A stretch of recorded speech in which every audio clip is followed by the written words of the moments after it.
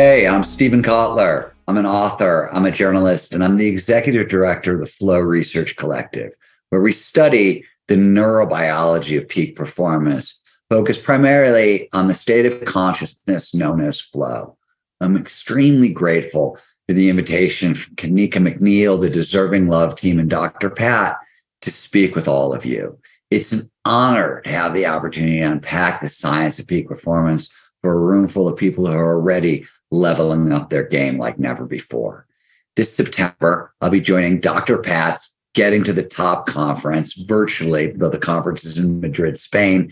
There, I'm going to dive deeper into the science of flow, offer practical applications to unleash your true potential, and address all of your burning questions.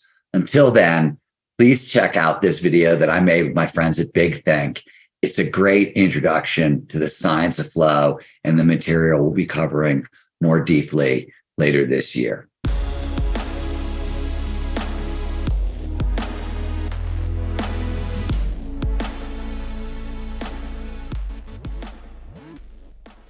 Why does the impossible become possible? One of the really incredible things about being human is we're all built for peak performance. It comes as a fundamental part of being human. And what I mean by that is getting our biology to work for us rather than against us. This is not a new idea. William James said, the great thing in all education is to get our nervous system to be our ally and not our enemy. And by our nervous system, right, he meant our brain and our biology. We're all capable of so much more than we know. When we hear something impossible has been done, we start thinking about it. And then you start asking questions, well, what would it look like when I did it? And then you start thinking about, how would you do it? How would you train it? And you're like, oh, wow, far out. I guess that is possible. My name is Stephen Kotler. I'm a writer and a researcher, and my latest book is The Art of Impossible.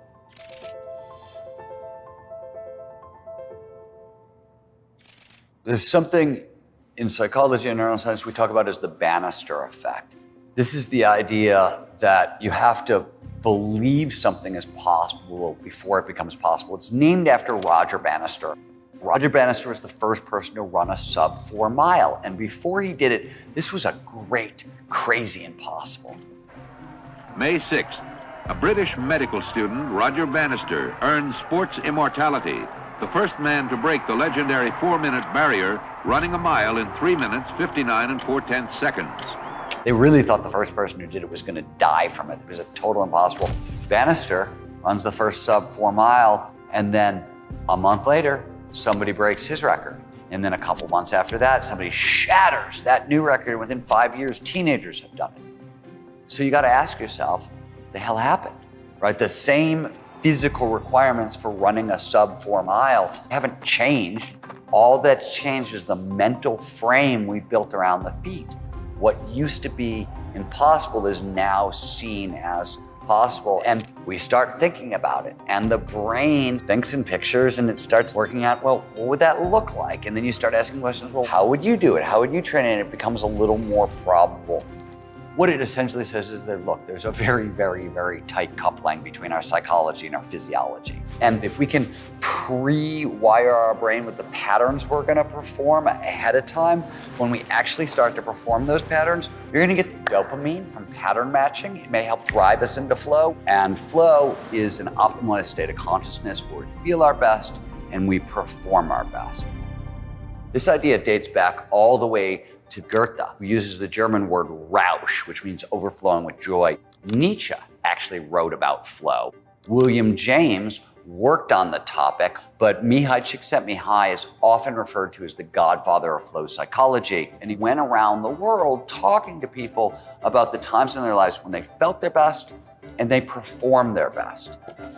Everywhere he went, people said the same thing. They said, you know, when I'm at my best, when I'm feeling my best, when I'm performing my best, I'm in this altered state of consciousness where every action, every decision I make seems to flow effortlessly, perfectly, seamlessly from the last.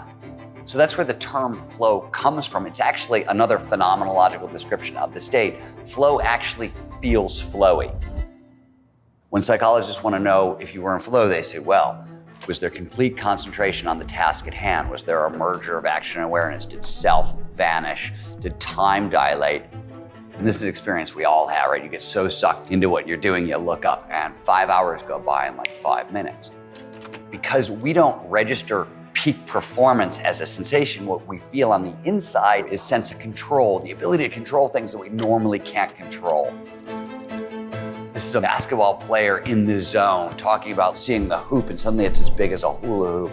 And throughout, all aspects of performance, both mental and physical, go through the roof.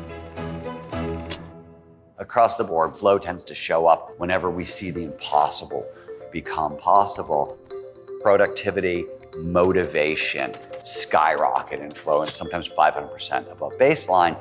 And that seems like a huge stratospheric number, and it would be very, very suspicious if it wasn't in line with all the other research. For example, the Department of Defense looked at soldiers in flow, and they were looking at learning. It turns out we will learn 240 to 500% faster than normal when we're in flow. We see creativity spike 400 to 700% in flow.